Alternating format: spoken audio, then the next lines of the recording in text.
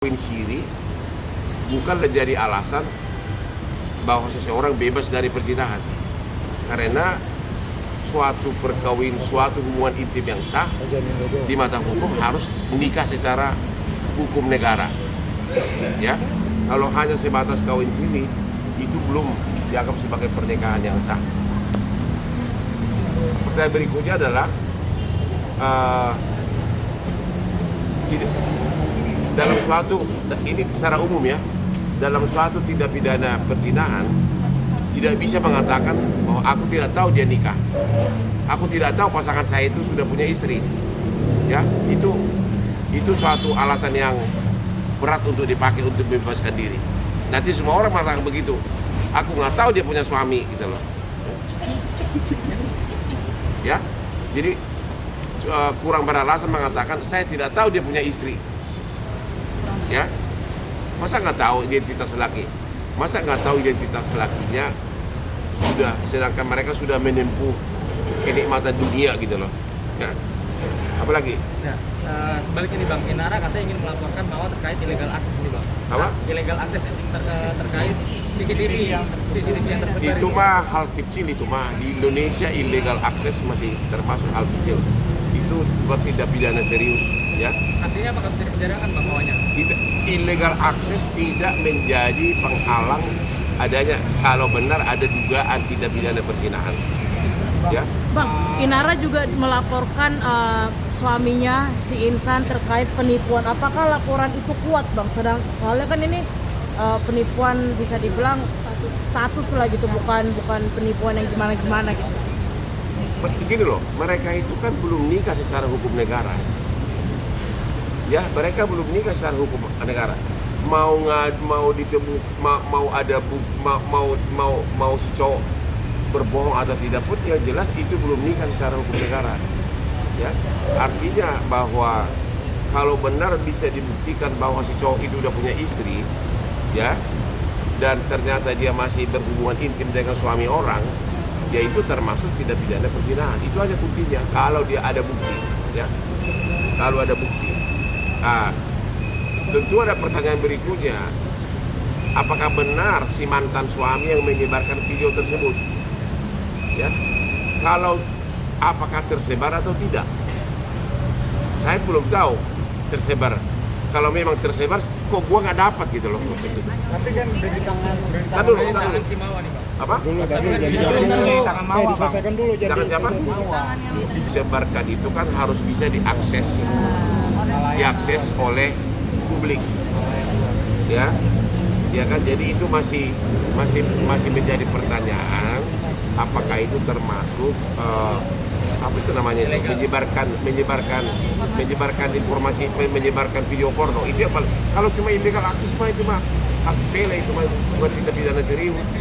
Tiap hari aku masuk ke depan rumah dia, apa gua bisa di penjara? Tapi Bang, bisa dikatakan illegal access itu seperti apa sih Bang? Illegal membobol? access itu di Indonesia bukan merupakan tindak pidana serius.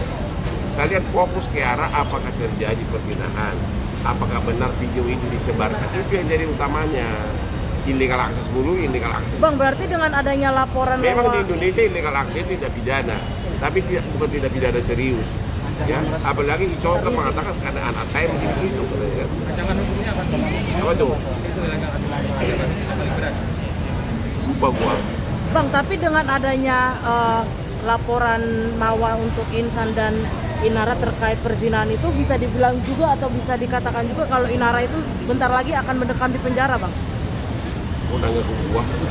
Menurut Nanya Abang ke sebagai polsek praktisi dong. hukum, Enggak Bang. gini, Nanya dong, jangan nanya ke gua. Bang, mungkin pertanyaan gini Bang. Bang, Videonya kan itu didapatkan dari rumahnya Inara yang sebenarnya itu atas rumahnya atas nama Firgon karena perlu proses manusia. Makanya sudah disebarkan enggak itu dulu. Tapi ingat, ada juga tindak pidana lain. Tindak pidana membuat video porno juga tidak pidana. Ya, hati-hati. Jadi walaupun tidak disebarkan, tidak membuat video porno termasuk juga tidak pidana. Jadi nggak? Membuatnya sendiri termasuk tidak pidana. Itu termasuk kena undang-undang pornografi. Ancaman hukumannya berat itu. Di atas 10 tahun itu.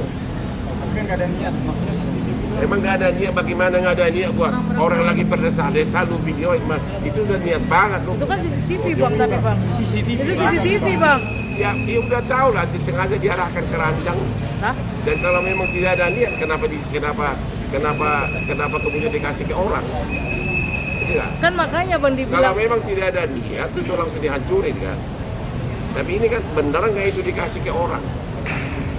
Kalau memang itu dikasih ke orang untuk ditonton, pasti ada niat. Kalau Si video itu diserahkan kepada pelapor dari ex mantan suaminya karena dikatakan bahwa mantan suaminya itu memiliki pertama akses gini untuk loh, anak bang. hanya membuat videonya sendiri menurut undang-undang pornografi adalah tidak pidana pornografi. Hanya membuatnya, walaupun tidak disebarkan. Ya, apalagi kalau disebarkan, kena lagi undang-undang ITE. Ya, menyebarkan yang berbau asusila. Berarti mantannya Inara bisa kena UITE juga bang. Kalau ada bukti kena. Ya, kalau ada bukti dia yang bikin video tersebut. Kalau ada bukti dia, jadi ada dua tindak pidana nih. Kalau ada bukti dia yang membuat, kena undang-undang pornografi. Kalau ada bukti dia menyebarkan, kena undang-undang ITE. Ya, yaitu menyebarkan yang berbau asusila, pidana juga. Ada dua tindak pidana.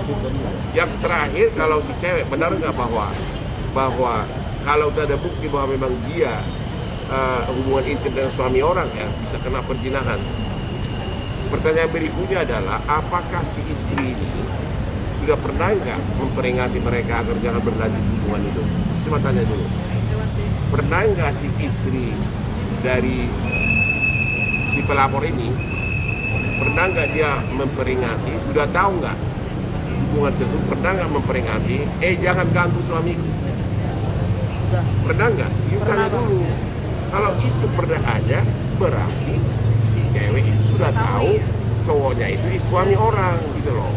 Jadi sekarang kayaknya dari sini buru-buru pergi dulu ke si pelapor, nanya pernah nggak lo ingatin kepada si cewek itu, kepada si I, bener nggak bahwa itu suami saya gitu loh, ya. Bang, Masa waktu kenalan tidak cerita saya udah punya istri. Dan kalau gitu langkah istri sah untuk melaporkan suami dan juga Inara apakah tepat? Apa?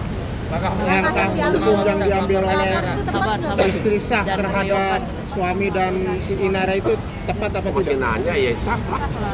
berarti tepat, enggak, tepat berarti artinya. Inara akan dakdikduksar juga nih bang. Mulai lah biar gua ngomong kata. Nanti kau bikin judulnya Hotman mengatakan begini. Ya begitu.